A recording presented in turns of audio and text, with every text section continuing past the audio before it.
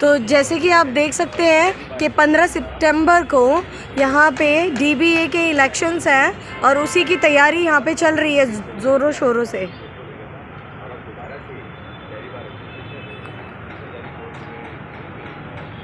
ये देखिए, पहले जो इलेक्शन होने वाला था वो पोस्टपोन्ड हो गया, लेकिन अभी जो है 15 सितंबर को है डीबीए इलेक्शन, उसी की तैयारी चल रही है यहाँ पे।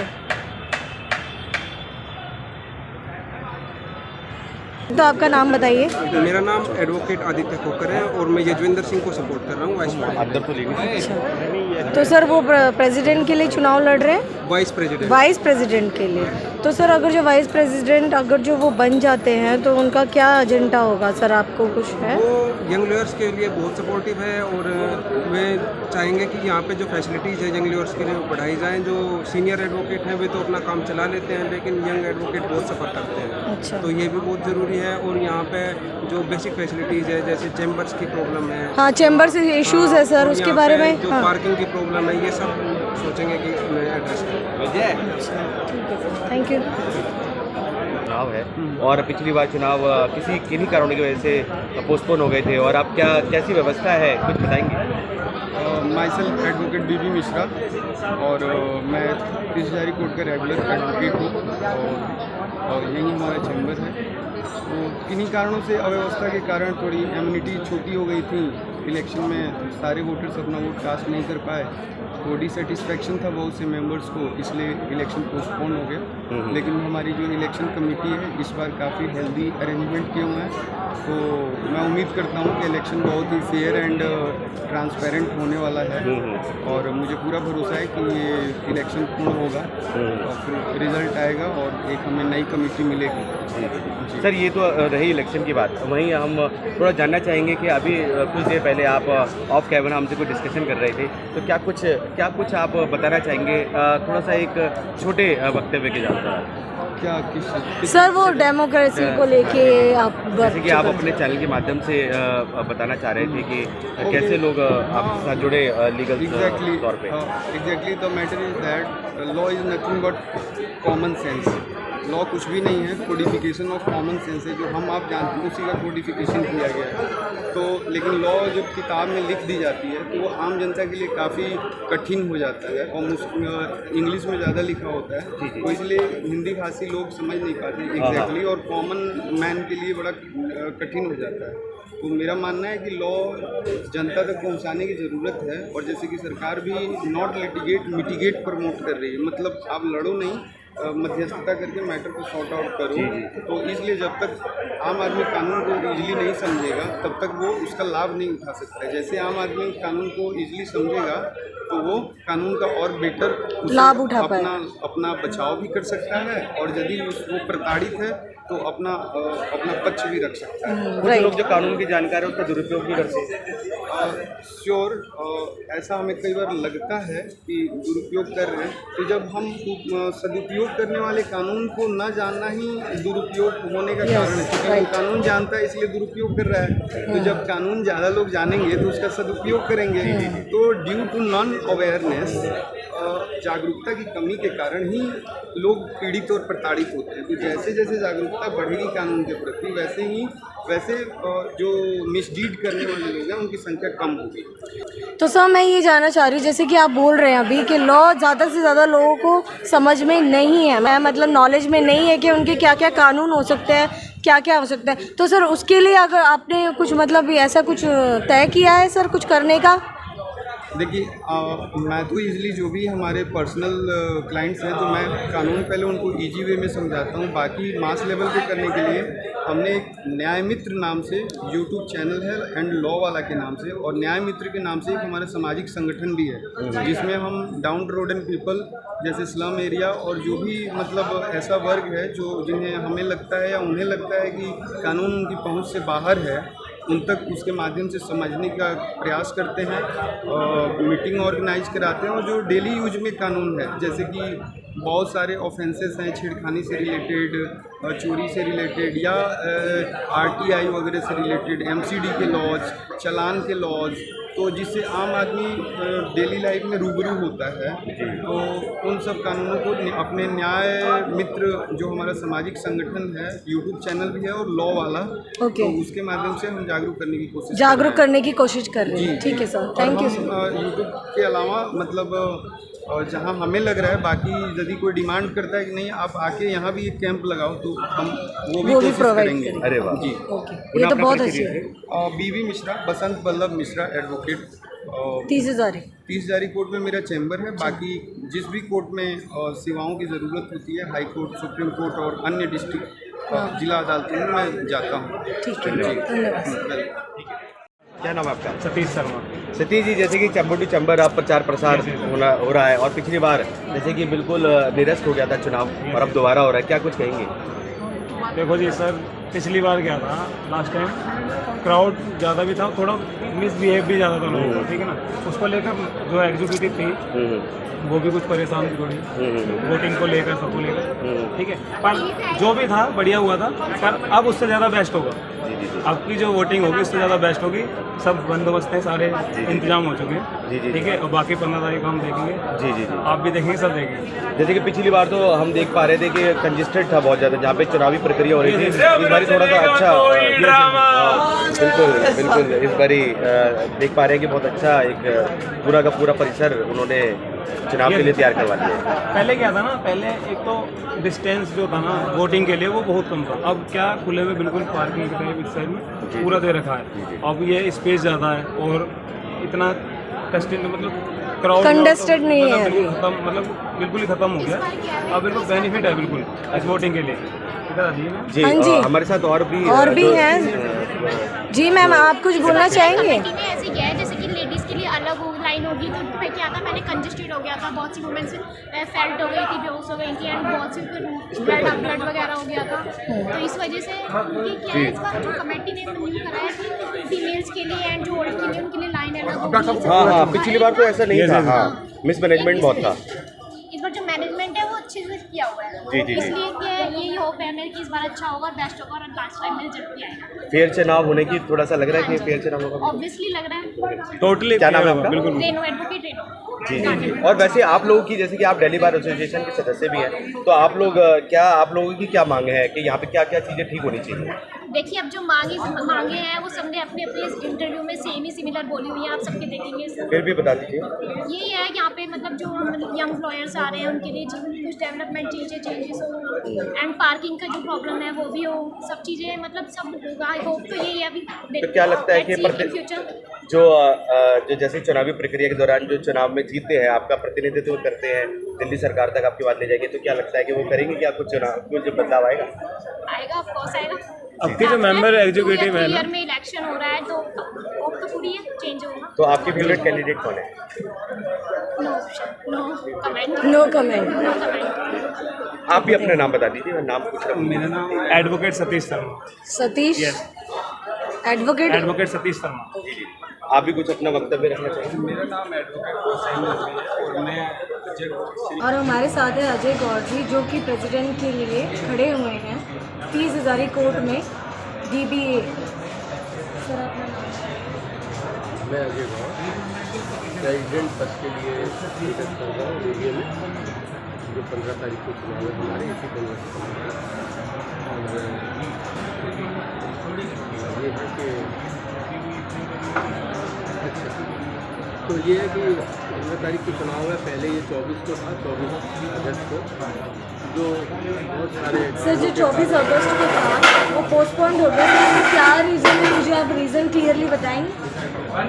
रीज़न बहुत है, और सबसे बड़ा एक रीज़न था इसका वेन्यू ठीक नहीं था।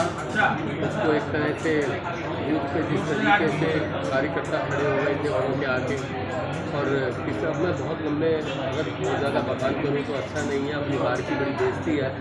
बस इतना ही कहूँगा, जो हुआ वो पुनरावृत्ति ना हो और अब ठीक ढंग से सुचारू ढंग से हो जाए। ठीक है सर, हम पीछे की बात नहीं करते हैं, बस आप ये बता दीजिए कि 15 सितंबर को अभी जो इलेक्शन है सर, प्रेसिडेंट अगर जो आप बन जाते हैं सर, आपका क्या एजेंडा होगा? मैम, मैं पहले भी कई बार कह चुका हूँ कि मेरे पास जो भी एजेंडा है वो टाइम बाउंड है। दूसरा ये कि बनने के बाद बहुत सारी प्रॉब्लम है, लेडीज़ के लिए की एक प्रॉब्लम है जो पूरे मेंबर्स के लिए, बेसिकली लेडीज़ के लिए नहीं है, क्योंकि पेरेंट्स के लिए। तो उस पर मैं पहले 1 महीने में ही काम शुरू कर दूँगा।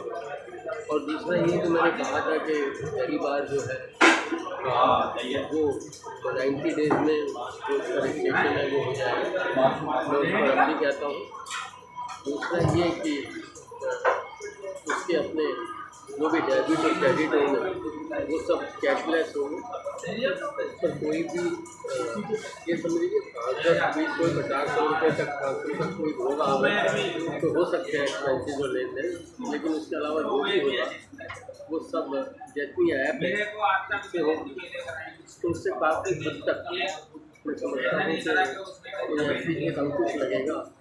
और बहुत ज़्यादा जो ये उम्मीद होती है ये कहा जाता है कि ये बाद में इतनी गड़बड़ी है जो कौमी लेवल पे है, वो नहीं है। मैं सर गड़बड़ी से याद है सर, जो कार पार्किंग को लेके इश्यूज होते हैं, और सर जो ये यहाँ की जो हाइजीन है, मैं आपको बताऊँ, मैं पर्सनली अपना बता रही हूँ सर, जैसे मैं अभी आई थी टॉयलेट्स वगैरह सर, उसका आप थोड़ा रिकवर करना चाहेंगे प्रेसिडेंट बनने के बाद सर, ये एजेंडा? देखो, हाइजीन जो है वो सबसे बड़ी चीज़ है। मेरे ख्याल इस समय पिछले 7 साल से भी 8 साल सर चैम्बर ट्रांसफ़र जो इसमें जो धांधलियाँ होती है सर, ये सुनने में आई हैं, जो इश्यूज होते हैं सर, इसके बारे में आपका क्या कहना है? मैडम, बहुत ज़्यादा बात ना करते हुए अगर ये बात आप तक भी पहुँची हुई है तो बड़े हमारे लिए खराब बात है। पर ठीक है, मैं अपने लिए कह सकता हूँ कि मैं अगर आऊँगा और अगर ये बार मुझसे चुनाव को विश्वास में लेती है और चुनकर लाती है तो मैं इतना ही कहूँगा कि मैं इतना ट्रांसपेरेंट ढंग से ये अलॉटमेंट और ट्रांसफ़र करूँगा। और उसमें जो ट्रांसफ़र का एक बहुत बड़ा इशू है कि किसी से 10, किसी से 11, किसी से 3, किसी से 50, किसी से लाख, ऐसा ना हो के और एक यूनिवर्सली यूनिफॉर्म ढंग से एक ही ढंग से वो फीस एक ही ली जाएगी, और उसका एक कोई मिनिमम ऐसा फिक्स कर देंगे जिसके लिए मैं ही कोई अकेला नहीं होगा, पूरी कमेटी होगी और मेरे ख्याल सीनियर मेंबर्स उसमें बहुत बड़ा योगदान भी देंगे हमारे। तो ये एक अमाउंट 20-25 हज़ार जो नॉमिनल होता है वो ट्रांसफ़र पे होगा और वही रखना चाहिए। तो जैसे कि आपने देखा, ये थे अजय गौर जी हमारे साथ, जो कि प्रेसिडेंट के लिए खड़े हुए हैं 15 सितंबर को 30 हज़ारी कोर्ट में DBA के इलेक्शन। और ये सर, जैसे मैं अभी आई थी टॉयलेट्स वगैरह सर, उसका आप थोड़ा रिकवर करना चाहेंगे प्रेसिडेंट बनने के बाद सर, ये एजेंडा? देखो, हाइजीन जो है वो सबसे बड़ी चीज़ है। मेरे ख्याल इस समय पिछले 7 साल से भी 8 साल से भी देश में जितना हाइजीन पे ध्यान दिया गया है, मैं समझता हूँ क्योंकि दिल्ली बार भी एक उसका हिस्सा ही है पूरे देश का, तो उस पर भी हमें ध्यान देना चाहिए था। तो कहीं ना कहीं लैक्स रहती हैं और मैं पूरी कोशिश करूँगा कि हाइजीन पे पूरा काम किया जाए। और खासतौर से जो टॉयलेट्स हैं, हमारी स्ट्रीट्स हैं जिन पर गंदगी पड़ी रहती है, दिन में ऐसा कोई वो भी एजेंसी है, आज भी एजेंसी काम कर रही है, पर उनको सबूत से काम करने की ज़रूरत है उनको। वो सारा कूड़ा और वो दिन में कम से कम 1 नहीं तो 2 बार अगर हो जाए तो वो उठवाए जाए और ऐसे बैग प्रोवाइड करे जाए जिससे लोग जो एडवोकेट है तो उनके पास भी और कोई रास्ता नहीं होगा, तो वो उन्हीं बैग का यूज़ करें और एक ठेला या किसी में वो डाल दें। ठीक है सर, धन्यवाद सर, आपका इतना समाचार को टाइम देने के लिए। सर अपना परिचय दीजिए। मैं एडवोकेट नरेश गंभीर, 39 नंबर वेस्टर्न विंग चैम्बर है मेरा।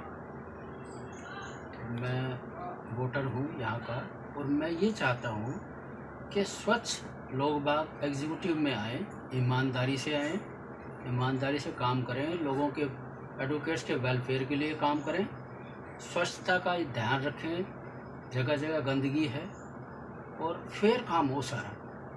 तो मैं अजय गौड़ जी को मैं चाहता हूँ कि वो इलेक्शन में आगे आएँ, वो प्रेसिडेंट बने पहले भी सीनियर वाइस प्रेसिडेंट रह चुके हैं। उनकी छवि बड़ी साफ़ सुथरी है, ईमानदार आदमी हैं, डेडिकेटेड हैं काम के प्रति। तो उनको इस इलेक्शन में जीत के आना चाहिए। सारे उनको सपोर्ट करें, उनको आगे लेके आएँ ताकि इस बार का भला हो। और उनका एक ही मोटिव है अजय गौड़ जी का, ईमानदार और स्वच्छ बार, काम किया है काम करेंगे, यही उनका एक मोटिव है। जी सर। ये इस टैगलाइन के साथ हम अपना समर्थन और वोट इस टैगलाइन को समर्पित करते हैं। अजय गौड़ जी की विजय को हम सुनिश्चित करने का मंशा रखते हुए इस बार इलेक्शन में हम उनके भावी प्रेसिडेंट होने की शुभकामनाएं उनको देते हैं। सर आप जैसे कि आप सपोर्ट कर रहे हैं अजय गौड़ जी को, सर क्या क्या डेवलपमेंट चाहेंगे अगर जो वो प्रेसिडेंट बन गए तो? एक तो सबसे फेयर ट्रांसपेरेंट जो जितना भी काम होगा, पैसा लेन देन हो, पैसे का लेन देन जो पहला चैम्बर्स इश्यूज, चैम्बर इशूज है। सबसे पहला काम है कि बार रजिस्टर्ड नहीं है अब तक। ओके, रजिस्टर्ड होगी तो अकाउंटेबिलिटी होगी। ठीक है, सारा ट्रांसपेरेंट होगा। लोग बाग जो है इन कैश की बजाय यूपीआई सिस्टम से भी दे सकते हैं इसको, और पेमेंट जो भी करेंगे सारी होगी, तो पता लगेगा कहाँ खर्च हो रहा है, कहाँ हो रहा है। उनको थोड़ा सा अमाउंट जो है वो भी खर्चे के लिए अलग दिया जाएगा, बाकी सारा जो है ना वो उसमें होगा, ऑनलाइन सिस्टम। हाँ जी, सारा वो होना तो चाहिए। वो आपको पता भी चलेगी, हाँ, है ना? सारी पब्लिक को पता लगना चाहिए, वोटर्स को पता लगना चाहिए कि क्या हो रहा है, क्या आ रहा है, क्या जा रहा है। हाँ, हर ट्रांसपेरेंसी तीन होनी महीने में इनकम और एक्सपेंडिचर दोनों का हिसाब बोर्ड पे डिस्प्ले होगा और अकाउंटेबिलिटी निर्धारित होगी। कोई भी चैम्बर बन रहा है नया तो वहाँ सीनियरिटी को प्रेफरेंस दी जाएगी, भाई भतीजावाद को खत्म किया जाएगा और सभी के लिए एक समान और ट्रांसपेरेंट फीस का स्ट्रक्चर हो। ये नहीं कि मेरा भाई है तो फ्री में चैम्बर अलॉटमेंट हो गया या ट्रांसफर हो गया, और कोई आम वकील है तो 1 लाख भी ले रहे हैं, 5 लाख भी ले रहे हैं, या कोई वकील साहब एक्सपायर हो गए, उनके बच्चे आना चाहते हैं, उसकी जगह चैम्बर उठा के किसी और को भेज दिया। ऐसा नहीं होना चाहिए सर। इस निरंकुश प्रवृत्ति पे बार के जो पिछले पदाधिकारी हैं इस पे अंकुश लगना बहुत जरूरी है, और यही वादा हम अजय गौड़ जी से चाहते हैं और हमें पूरी उम्मीद है अगर वो बार में प्रेसिडेंट बने तो इस करप्शन की स्वच्छता वो बिल्कुल कर देंगे। इस बात का हमें पूर्णतः यकीन है। सर एक बात और सामने आ रही थी, जैसे कि सूत्रों से के हवाले से एक बात सामने आ रही थी कि चैम्बर तोड़ने के बाद मल्टी लेवल के चैम्बर्स बनाए जाएंगे जिनमें किराए पे आप लोगों को वहाँ पे चैम्बर्स दिए जाएंगे। तो क्या आप उसके समर्थन में हैं, क्या कहना चाहते हैं, उसके प्रति कोई वक्तव्य अपना? सबके लिए बराबर हो, जो सबके लिए ठीक होगा we will accept it। जी, तो सर वो जैसे कि आप लोगों ने तो सर ये अपने चैम्बर्स खरीदे हैं, आप लोग रजिस्टर्ड है, तो फिर सर आप लोग उसका विरोध नहीं करेंगे? शामिल जो भी स्कीम बनेगी सबके लिए बनेगी, बार- we have to follow it। बार के जो पदाधिकारी हैं वो अपने जितने भी मेंबर्स हैं उनकी जीवीएम बुला के उसके अंदर सामूहिक निर्णय लेंगे, तो हम उस सामूहिक निर्णय में जो कि वकीलों के हित में ही होगा ऑफ कोर्स, जिस तरह से पद्धति आज है हम कोशिश यही करेंगे अपनी बात रखने की कि हम उसी पद्धति से चलें, क्योंकि जिस तरह से उस टाइम हमें गवर्नर ने अलॉट किए थे वही पद्धति आज भी लाइसेंस बेस्ड चले, जिसमें कि हमारे नाम का अलॉटमेंट लेटर हो, ना कि गवर्नमेंट के किराए का सिस्टम हो। हम यही बात रखेंगे और हमारी बार भी हमें पूरी उम्मीद है हमारे भावी प्रेसिडेंट इस बात को बड़ी पुरजोर तरीके से हाई कोर्ट के सामने रखेंगे ताकि सभी वकील भाइयों के हित में ये काम हो। सर जैसे कि परसों 15 सितंबर को आपका यहाँ पे इलेक्शन है सर, डीबीए में सर, उसके बारे में आपका कुछ कहना है, क्या कहना चाहेंगे सर आप? फेयर इलेक्शन हो, धांधलेबाजी ना हो, 3 लाइन बने, एक लेडीज़ के लिए, एक सीनियर एडवोकेट्स के लिए, एक जनरल एडवोकेट्स के लिए, सफोकेशन ना हो, मिस मैनेजमेंट ना हो पिछली बार की तरह, सब लोग आराम से अपना वोट डाल के आए और निष्पक्ष जो है ना ये वोटिंग हो।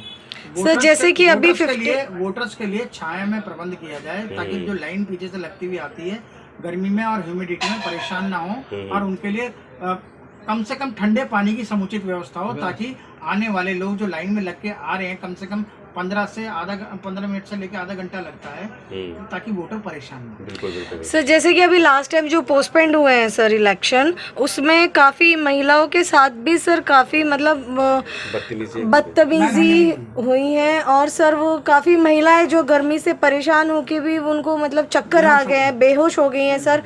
अभी ये जो 15 सितंबर को सर इलेक्शन है, क्या उसमें कुछ इससे हटके अगर आप कुछ करने वाले हैं, लेडीज़ और जेंट्स का कुछ अलग सेपरेट कुछ करेंगे या सर जॉइंट ही होगा? सुझाव हमने दिए हैं, हमने समिति को, चुनाव समिति को यही सीनियर एडवोकेट्स ने यही सुझाव दिए हैं। सर सुझाव बताइए आपने। उनका हमें ये उनको ऑप्शन कहा है कि एक तो लेडीज़ की लाइन बिल्कुल अलग हो, सीनियर सिटीजन की लाइन अलग हो, और तीसरी लाइन जो है एडवोकेट्स की लाइन हो, स्मूथली जाए, धक्का मुक्की ना हो, आराम से जाके अपना वोट कास्ट करें, वहाँ जाए, चाय पानी की व्यवस्था हो और आराम से वोट डाल के वो निकल आए। ठीक है। तो सर आपको जो ये पोस्टपोन जो हुआ सर, आपको क्या लगता है इसमें कुछ मतलब किसी का पॉलिटिक्स है, या मतलब कोई किसी ने जानबूझ के, क्योंकि काफ़ी जगहों पे ऐसा होता है कि इलीगल तरीके से भी सर वोटिंग्स होके इलेक्टेड होते हैं, जो कि आप सर हम निष्पक्ष चुनाव की प्रक्रिया। हाँ, निष्पक्ष चुनाव जो होते आपकी हैं, बात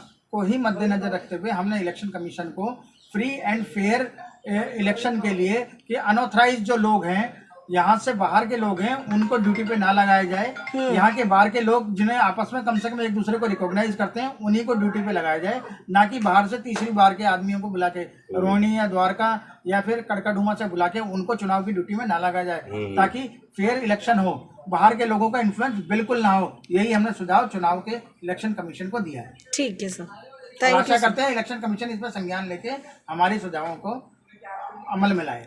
सर पुनः अपना परिचय दे दीजिए। नरेश गंभीर एडवोकेट, चैम्बर नंबर 39। सर नाम बताइए अपना। मेरा नाम शेखर कौशिक एडवोकेट है और मैं दिल्ली बार एसोसिएशन में सन 2012 से प्रैक्टिस कर रहा हूँ और यहाँ पे सिविल साइड में मेरा चल रहा है। सर अभी जैसे कि 15 सितंबर को इलेक्शन है, तो आप उसके बारे में सर क्या कहना चाहते हैं? अभी पहले भी एक बार इलेक्शन चुनाव होने थे, लेकिन वो पोस्टपोन्ड हो गया।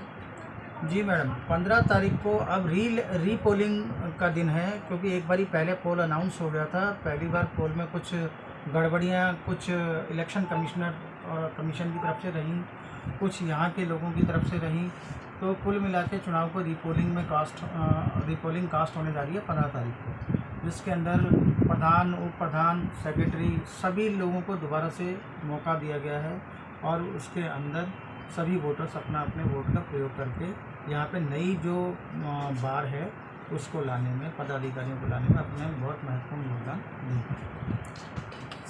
सर जैसे कि अभी हमने देखा आने के टाइम पे यहाँ पे मतलब काफ़ी डस्टिंग वगैरह, मतलब डस्ट बहुत था सर। बाथरूम्स जो हैं वो भी रिपेयर होने ज़रूरी है यहाँ के। तो आपको क्या लगता है ये जीतने के बाद सर डेवलपमेंट हो पाएगा? मैडम सभी अपने अपने चुनावी हनक के अंदर सभी जो कैंडिडेट हैं, जो की पोस्टों पे सेक्रेटरी हैं, प्रधान हैं, प्रेसिडेंट हैं, वाइस प्रेसिडेंट हैं, ये सब लोग अपने अपने चुनावी वादे और एजेंडों के अंदर इस चीज़ को लेके चल रहे हैं। और जिसके बट सर क्या पूरे होंगे, ये कर पाएंगे ये सब मैडम? चीज़ें? जो भी एक ईमानदार कैंडिडेट आएगा वो इस चीज़ को पूरी तरह से लागू करने का प्रयास करेगा। और यहाँ के जो मेंबर्स हैं उन लोगों की डिमांड हाइजीन की, आपने जैसा बहुत अच्छा मुद्दा उठाया हाइजीन का, मैं इस बात की प्रशंसा करता हूँ कि आपने भी यहाँ ऑब्जर्व कर लिया। तो हम तो यहाँ दिन रात झेलते हैं। हाँ जी। तो hygiene is the main issue, और आप देख रहे हैं कि कोरोना के अंदर हाइजीन का तो मेन रोल है। तो हाइजीन की समस्या को लेकर सभी जो आने वाले कैंडिडेट हैं 90% लोग इस चीज़ का वादा कर रहे हैं कि हाइजीन को प्रॉपर किया जाएगा। जो लेडीज और जेंट्स यूरिनल्स हैं उनको भी अच्छा करेंगे। प्लस एक पार्किंग की समस्या के कारण आपको ये धूल उड़ती हुई महसूस होती है, क्योंकि एक तो ये रोड के तीनों तरफ रोड से घिरा हुआ है। ओके। और प्लस कंस्ट्रक्शन वर्क चलता है यहाँ पे, चारों तरफ आवाज़ का शोर और जितनी धूल मिट्टी है ये सब उसी की देन है। पॉल्यूशन ना है, वो धूल मिट्टी नहीं, पॉल्यूशन है। पॉल्यूशन है बेसिकली, और हम इसको अपने फेफड़ों में रोजाना ले रहे हैं और जाम के कारण और ज़्यादा पॉल्यूशन बढ़ जाता है। आपको इसलिए ज़्यादा महसूस हो क्योंकि वहाँ से बस अड्डे के पुल से लेके और यहाँ पुल बंगश के पुल तक, यहाँ तक सेंट स्टीफन धूल मिट्टी है, ये सब उसी की देन है। पॉल्यूशन ना है, वो धूल मिट्टी में Pollution है, जी। पॉल्यूशन है बेसिकली, और हम इसको अपने फेफड़ों में रोजाना ले रहे हैं, और जाम के कारण और ज़्यादा पॉल्यूशन बढ़ जाता है। आपको इसलिए ज़्यादा महसूस हो क्योंकि वहाँ से बस अड्डे के पुल से लेके और यहाँ पुल बंगश के पुल तक, यहाँ तक सेंट स्टीफन के तक, यहाँ जाम ही रहता है। रेंग रेंग के गाड़ियाँ चलती हैं। अब पेट्रोल भी दुगना खर्च होता है, धुआं भी ज़्यादा निकलता है, बार बार ही फर्स्ट गियर में डाल के उसको स्पीड में करके चलना पड़ता है क्योंकि पहाड़ी है। ये एक बहुत बड़ी समस्या है जाम की। तो क्या लगता है आपको सर, ये दूर होनी चाहिए? बिल्कुल, हमारे जो भाई लोग हैं, इन जो भी हमारे पदाधिकारी चुनाव लग रहे हैं, ये लोग इस चीज़ को बहुत प्रमुखता से, इस मुद्दे को हमने उनके सामने अपनी डिमांड रखी कि अगर आप ऐसा करेंगे तो हम आपको वोट देंगे। जिनमें से एक प्रतिनिधि हैं अजय गौड़ जी। अजय गौड़ जी ने इस बात को बड़ी प्रमुखता से उठाया और हमने अपनी बातें उनके सामने रखी अपने ग्रुप की कि भाई हम लोगों को इस चीज़ से परेशानी है। उन अजय गौड़ साहब ने, जो प्रधान के प्रत्याशी हैं, उन्होंने इस बात को अपने संज्ञान में लेके और अपने एजेंडे में इसको शामिल किया कि हाइजीन एंड पार्किंग की जो व्यवस्था है और जो स्टिकर के अंदर धांधली है, कोई भी गाड़ी एंटर होगी तो बारकोड होगा उस पर। ये नहीं कि आप जैसे टोल टैक्स में होता है बारकोड, तो आदमी अंदर आएगा, खाली स्टिकर से काम नहीं। स्टिकर तो वैसे भी फर्जी बहुत हो जाती हैं। ठीक है किसी बार की। सर, अपना नाम बताइए। मेरा नाम श्याम सुंदर दुबे एडवोकेट है। एडवोकेट सर, आप इनकी बातों से सहमत हैं जो सर ने अभी बात बिल्कुल, कही है? इन्होंने सर, जो बात पार्किंग की जो बात कही है सर, उसके ऊपर आपका क्या कहना है? पार्किंग के लिए जो हमारे आदरणीय जो एसोसिएट हैं, उन्होंने जो बताया, पार्किंग के लिए यहाँ पे बहुत बड़ी समस्या है। और पार्किंग जो समस्या है वो सिर्फ जाम की वजह से समस्या है। इस एरिया में जो जाम लग जाता है और जो गाड़ियाँ जो है ना धीरे धीरे चलती हैं रेंग रेंग के, उसकी वजह से यहाँ पे चारों तरफ जो है ना पॉल्यूशन का प्रॉब्लम खड़ा हो जाता है। सेकेंडली क्या है कि जो फर्जी स्टिकर जो लोग इस्तेमाल करके गाड़ियों को हमारी पार्किंग में, जो एडवोकेट्स के लिए सिर्फ है, उसमें गाड़ी पार्क करके चले जाता है। यहाँ आसपास में मोरी गेट में कहीं कोई बिजनेसमैन है, किसी ने किसी मतलब आउटर भी यहाँ पे पार्क करके चले जाते हैं स्टिकर्स लगा के। आउटर लोगों को स्टिकर कहाँ से मुहैया होते हैं, ओके, ये इसी बात पे काम चल रहा है। जो बारकोड के लिए जो हमारे एसोसिएट श्री शेखर जी ने जो बताया कि एक बारकोड वाला इस्तेमाल होगा, जब भी कोई भी आएगा तो उसको हम पहले स्कैन करेंगे, उसके बाद यहाँ एंट्री देंगे। मैं इनकी बात से पूर्णतः सहमत। ठीक है, धन्यवाद सर आपका। तो जैसे कि आपने देखा कि ये थे हमारे दो एडवोकेट्स जिन्होंने अपनी राय रखी है। 15 सितंबर को यहाँ पर इलेक्शन होने वाले हैं DBA की तरफ से। सर नहीं है तो यहाँ क्या सेवा करोगे आप? और आपने कोरोना काल में क्या सेवा करी बताओ ना आप। बिल्कुल बिल्कुल सर। आपका विजन क्या है? कुछ भी नहीं। आके इलेक्शन लड़ने आपको 30,000 की समस्या नहीं पता, वकीलों की समस्या नहीं पता। मुझे 30,000 में मौका दिया लोगों ने, मैं उनकी सेवा करता रहूँगा। अब लास्ट में आपके चैनल से अनुरोध कर रहा हूँ कि आपने मेरा काम देखा है जी, आप एनालाइज करिए। वोट डालने से पहले सोचिए कि बार के लिए सबसे ईमानदार, सबसे अच्छा व्यक्ति, स्ट्रॉन्ग, वकालत करने वाला, प्रैक्टिस करने वाला और आपके पास 24 घंटे हाजिर रहने वाला कौन वकील है, उसको चुनिए। अगर आप लगते हो जयवीर चौहान फिट है तो मैं आपसे हाथ जोड़ कर अनुरोध कर रहा हूँ, आपने वाइस प्रेसिडेंट बनाया, सेक्रेटरी बनाया, मुझे बार का प्रधान एक बार मौका दे, मेरा काम देखें, फिर आपको लगेगा कि आपने सही व्यक्ति को चुना और is a qualified person, dedicated for the bar. और मैं वकीलों की लड़ाई लड़ने के लिए हमेशा तत्पर हूँ, चाहे मैं पोस्ट पे हूँ या नहीं हूँ। 24 घंटे वकीलों की सेवा के लिए तत्पर हूँ। आपका बहुत बहुत धन्यवाद। Thank you very much. जय हिंद, जय भारत। Thank you sir. कर सकते हैं किस कोर्ट में क्या मैटर चल रहा है, तो ये मैं फैसिलिटीज उनको दूंगा।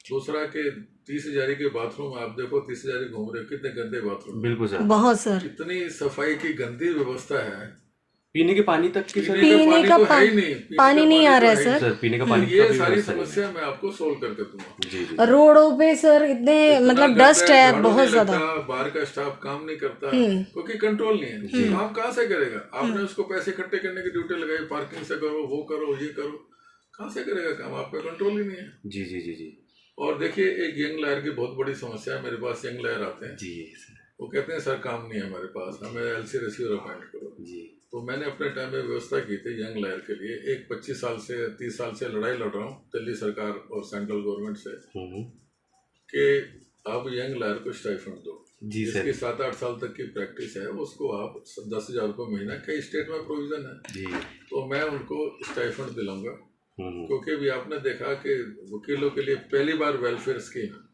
डेथ पे 10 लाख रुपए और मेडिकल में 5 लाख का, ये मैंने 2018 में शुरू कराया। अरे वाह सर। बार के इतिहास में 130 साल के इतिहास में आज तक कोई शुरू नहीं करा सका। 2018 में मैंने शुरू कराया। इसके लिए मैंने ऑल इंडिया स्ट्राइक की, 3 बार ऑल इंडिया स्ट्राइक किया मैंने पार्लियामेंट पे, और गवर्नमेंट को मजबूर होकर मेरी बात माननी पड़ी। 50 करोड़ दिल्ली सरकार दे रही है, लेकिन कुछ लोगों के नाम कटवा दिए इस प्रेजेंट एग्जीक्यूटिव ने। मेरे पास जो एग्जीक्यूटिव आई है, तो मैं जिन लोगों के नाम कटे हैं, जिनका दिल्ली में वोटिंग राइट नहीं है लेकिन दिल्ली में प्रैक्टिस करते हैं, मैं उनको ये फैसिलिटीज दोबारा करा के दूंगा। जी सर। उनके नाम दोबारा ऐड कराऊंगा। इसमें हमने एक पिटीशन भी डाली थी हाई कोर्ट में। जस्टिस प्रतिभा सिंह ने सबको अलाउ किया था, लेकिन दिल्ली सरकार उसमें अपील में चली गई। हमारे बार के जो प्रेसिडेंट है संजीव नशियार, वो दिल्ली सरकार के साथ है, उन्होंने ये पिटीशन डलाई है। लेकिन मैं वादा करता हूँ कि सबके नाम ऐड कराऊंगा। जी सर। और जो फैसिलिटीज अभी कोरोना काल में लोगों को मिली है, डेथ के ऊपर 10 लाख रुपए, मैं उसको बढ़वा के 20 कराऊंगा, और मेडिक्लेम 5 लाख कुछ नहीं होता, 10 लाख कराऊंगा। जी जी जी जी। और साथ में एक व्यवस्था और कराने जा रहा हूँ यंग लायर्स के लिए, कि उनको कोचिंग ट्रेनिंग प्रोग्राम। मेरी हाई कोर्ट जजी से बात हुई थी जब मैं सेक्रेटरी था, डिस्ट्रिक्ट जज से बात हुई थी कि आप हफ्ते में 2 बार एक कोचिंग प्रोग्राम रखो।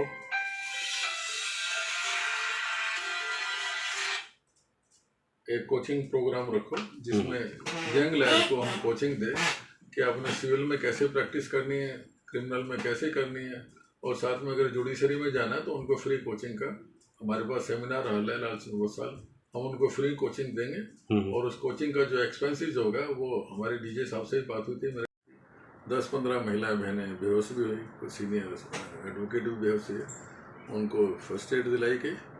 तो ये डेलिबरेटली अटेम्प्ट था कि जो वोटर हैं, जेन्युइन वोटर है, वो वोट ना डाल पाए। उनके जो बंदे जो अंदर थे वॉलंटियर, वो मशीनों पर ठपाठप वोट डाल रहे हैं।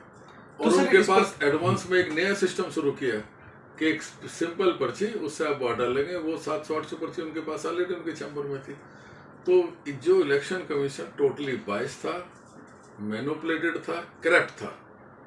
और and the instruction of Sanjeev नशियार for a particular candidate of president, उसके लिए किया गया। मतलब बार की इमेज को, ग्लेरी को ताक पे रखा गया। बड़े अफसोस की बात है कि बार में हमारे ऐसे पदाधिकारी हैं जिन्होंने इस बार से वकालत सीखी, आज वो किसी पार्टी के लीगल सेल के हेड हैं, एल्डरमैन भी हैं। बार ने इतना प्यार दिया उनको, और उन्होंने बार की ये इमेज खराब की अपने स्वार्थ के लिए। उनका स्वार्थ सिर्फ ये था कि 30 जारी में चैम्बर है, ये टूटनी है, चैम्बर टूटेंगे, इनको रेंट पे जाना वकीलों को। ये उन्होंने प्रोमिस दिल्ली सरकार को किया हुआ, हाई कोर्ट एडमिनिस्ट्रेशन को किया हुआ, उसको फुलफिल करना था। उनको मालूम है कि अगर कोई बार में स्ट्रॉन्ग प्रेसिडेंट सेक्रेटरी आएगा तो ये सपना उसका पूरा नहीं होगा जो उसने प्लानिंग की हुई है। जी, आपने देखा होगा आज से 6 महीने पहले के अखबार में इंडियन एक्सप्रेस में उनके फोटो इंटरव्यू आया था। उसमें उन्होंने कहा कि ये चैम्बर हम टूटेंगे, मल्टी स्टोरी बनाएंगे, वकीलों को रेंट पे ले जाने के लिए मोटिवेट करेंगे। It is a pre plan conspiracy जिसमें बार काउंसिल के 2-3 मेंबर और इन्वॉल्व हैं। वक्त आएगा मैं उनका भी खुलासा करूँ। जी तो ये जो सपना है चैम्बर तोड़वाने का, रेंट पे भेजने का, वकील मालिक हैं चैम्बरों के, ऑनरशिप राइट है, वही रहेगा। किसी में दम नहीं है कि वकीलों के चैम्बर तोड़वा दे। बिल्कुल, हम डेवलपमेंट के खिलाफ नहीं है। हमने एक हाई कोर्ट में 17 से 19 तक मैं सेक्रेटरी था, बार का सारी कोऑर्डिनेशन कमेटी का सेक्रेटरी जनरल था। हमने एक ही बात रखी, 30 हज़ारी पटियाला हाउस के चैम्बर अपने ओनरशिप पे अलॉट किए हैं। लोगों ने कंस्ट्रक्शन किया, पैसा लगाया, और साथ में कुछ लोगों ने परचेज किए हैं। तो वो लैंडलॉर्ड हैं, ऑनर हैं, किराए पे क्यों जाएंगे सर? आप मल्टी स्टोरी बनाओ, हमें कोई ऑब्जेक्शन कोई प्रॉब्लम नहीं। आप चैम्बर के बदले चैम्बर दो, लेकिन ऑनरशिप राइट पे दो। अगर उसके लिए तैयार तो बना लो। हाँ बिल्कुल। साथ में हमने और प्रपोजल रखा कि आप एडवोकेट को एक एनवायरनमेंट देंगे ना प्रैक्टिस करने का। एडवोकेट रोड पे तो करेगा नहीं करेगा, बिल्कुल। जब जजियों के इतने अच्छे रूम्स हैं, उनके कैबिन अच्छे हैं, रोज रिनोवेट होते हैं, तो क्या वकील को एक अच्छा चैम्बर का राइट नहीं है? तो हमने कहा यंग लायर के लिए आपको चैम्बर बनाने पड़ेंगे। जो भी इन्वॉल्व होता है आप उसको एक चैम्बर की फैसिलिटी, सीट की फैसिलिटीज दो। तो मैं आपसे प्रॉमिस कर रहा हूँ कि अगर मैं प्रेसिडेंट बनूँ, आई मेरा अपने परिचय के साथ, जैसे कि 15 सितंबर को चुनाव होने वाला है, तो सर क्या कुछ कहेंगे, और आप कौन से पोस्ट पे सर लड़ने वाले हैं? देखिए, मेरा बड़ा छोटा सा नाम है जयवीर सिंह चौहान, और पेशे से मैं एडवोकेट हूँ। दिल्ली बार एसोसिएशन में मुझे 2-3 बार मौका मिला as a vice president, as a honorary secretary काम करने का, सेक्रेटरी जनरल सारी दिल्ली के कोऑर्डिनेशन कमेटी का।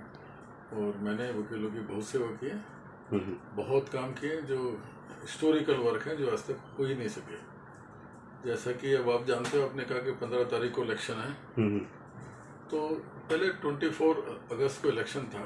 हमारा बार की जो एग्जीक्यूटिव है उसने अपने किसी निजी स्वार्थ के लिए अपने ही सपोर्टर का इलेक्शन कमीशन बनाया, और इतना कमजोर इलेक्शन कमीशन था जिसको एक्सपीरियंस ही कितना पहली बार वो। और उसमें एक पर्टिकुलर जो हमारे प्रेसिडेंट है संजीव नशियार, उनकी टीम थी और उनका एम था एक अपने प्रेसिडेंट कैंडिडेट को जिताने के जी।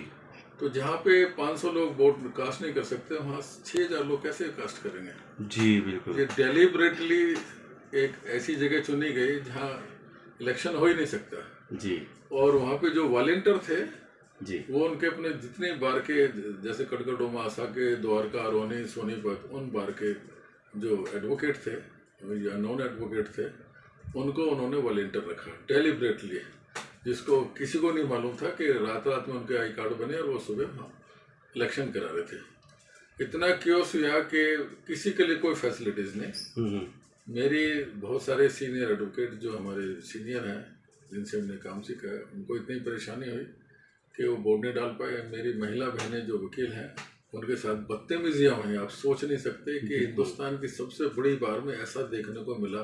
पहली बार प्रपोजल है, मेरा सपना है कि 30,000 में जितने वोटर हैं सबको चैम्बर सीट में दूँ अपने टर्म में, और ये चैम्बर का ओनरशिप राइट रहेगा। किसी में दम नहीं है, मैं बिल्कुल कह रहा हूँ, मैं वकीलों के साथ हूँ। ये चैम्बर नहीं टूटने देंगे। अगर गवर्नमेंट कहती है ओनरशिप राइट देंगे, चैम्बर के बदले चैम्बर देंगे, तो मैं वकील भाइयों से एक जनरल बॉडी में प्रपोजल रखूँगा, तब होगा। अदरवाइज वकीलों को चैम्बर कोई नहीं तोड़ सकता। जब तक जयवीर चौहान इस बार में है तो बुलडोजर पहले मेरे सीने पे चढ़ेगा। वकीलों के आगे मैं खड़ा हूँ, किसी का चैम्बर नहीं तोड़ने दो, ये मेरा प्रोमिस है। दूसरी बात, अभी आपने एक बात रखी, मैंने वकील भाइयों से बात की है कि नए इलेक्शन कमीशन जो, उससे मैंने बात की है कि ऐसी व्यवस्था हो, इस बार इलेक्शन हम पार्किंग में करवा रहे हैं, और लेडीज़ के लिए, सीनियर सिटीज़न के लिए और एक जनरल, 3 लाइनों का हम अरेंजमेंट कर रहे हैं। और उनके लिए जो वोटिंग मशीन है वो भी सेपरेट होगी महिला बहनों के लिए, ताकि उनको दिक्कत ना हो। और मेरा अनुरोध है कि जो सपना बार के प्रेसिडेंट ने देखा है 30,000 को बर्बाद करने का एक पर्टिकुलर कैंडिडेट के साथ, वो हम सपना पूरा नहीं होने देंगे। हम ये फैसला वकीलों के विवेक पर छोड़ रहे हैं कि जो कैंडिडेट आपको अच्छा लगता है, आपके मुद्दों की लड़ाई लड़ेगा, आपके चैम्बर को बचाएगा, आपके लिए काम लेके आएगा, आप उसको वोट दें, जो भी अच्छा हो। जी। एक मुद्दा बहुत यहाँ पे 30,000 में पार्किंग समस्या है। बिल्कुल सर, देखिए आप देख रहे हो सारी बारों में कोई 4 एकड़ में कोई 6 एकड़ लैंड है जी। 30,000 27 एकड़ लैंड है, फिर भी पार्किंग की समस्या है। ये समस्या जानबूझ के बनाई गई है कुछ एग्जीक्यूटिव मेंबर है, बाहर के पदाधिकारियों ने। आप देखो 30,000 आओ तो पार्किंग के अंदर सदर बाजार, मोरी गेट, चावड़ी बाजार की पार्किंग होती है। वहाँ के दुकानदारों को स्टिकर बेचे जाते हैं, मंथली चार्ज होता है, और वकील भाई परेशान। आप देखो बस अड्डे से, सब्जी मंडी से और राजपुर रोड से लाइन लगी होती है, जो सफर 2 मिनट का है उसके अंदर पौना घंटा लगता है। वकील भाई रोज लेट होते हैं और उनकी गाड़ियां पे स्क्रैच पड़ जाते हैं। तो ये व्यवस्था मुझे मौका मिलेगा, मैं 1 हफ्ते के अंदर सोल्व करके दूंगा जी। और कोई सर आपकी जो है मतलब हाइजीन को लेके सर यहाँ पे काफ़ी इश्यूज मिल रहे हैं। एक समस्या है मेरी महिला बहनों की, हाँ जी, से बहुत बात हुई है। 2 हमारे पास लेडीज बार होगा। मैंने एक पहले छोटा था वेस्टर्न मोड़ तोड़ के नया बनवाया, बड़ा बनवाया, सिविल साइड का पुराना बनाया, 2-3 बार रिनोवेट कराया। अब मैंने लास्ट टाइम भी मैंने बात की थी, मेरा एक प्रपोजल है कि मैं दोनों को डबल कराऊंगा, क्योंकि जिन लोगों के पास चैम्बर नहीं है बहनों के पास, वो कहाँ जाएंगे। राइट, उसके अंदर बेटर फैसिलिटीज दोनों को डबल करूंगा, साथ में क्रैश फैसिलिटीज, दोनों में क्रैश फैसिलिटीज होगी। राइट राइट, मेरी बहनें जिनके बच्चे छोटे हैं वो कैसे वकालत करेंगे। जी। उसमें लेटेस्ट फैसिलिटीज, अच्छे बाथरूम होंगे, वाईफाई लगा होगा, और वहीं पे एक से बात करें, हम वकील के साथ बैठ के उसकी बात कराएंगे। किसी वकील के खिलाफ कोई झूठी FIR और झूठी अरेस्टिंग नहीं होने देंगे, ये भी मेरा प्रोमिस है। सर जैसे कि कुछ हमारे एडवोकेट्स हैं सर, वो क्रिमिनल केसेस लड़ते हैं, और उसके बाद ऐसा देखा गया है कि सर उनके ऊपर भी जैसे कि कई बारी हमला हो जाता है सर, या जैसे उनको धमकियां मिलती हैं। देखिए वही एक पार्ट है एडवोकेट सिक्योरिटी का। अभी आप 30,000 की हालत देख रहे हो, दिन भर कितना क्राउड है, भिखारी कितने लोग बाहर के घूम रहे हैं यहाँ पे। तो एक फुल प्रूफ हम व्यवस्था करेंगे कि 30,000 में या तो लिटिगेंट आएगा, उसकी चेकिंग होगी, और लायर्स के अलावा लिटिगेंट की पार्किंग हम बंद करेंगे। लिटिगेंट हमारे पास मोरीगेट लिटिगेंट पार्किंग है, वहाँ रखेंगे। वकीलों को बेस्ट फैसिलिटी, साफ सुथरी और उनकी सेफ्टी का हम पूरा ध्यान रखेंगे। और ये एडवोकेट प्रोटेक्शन एक्ट पे हम बहुत सालों से काम कर रहे हैं।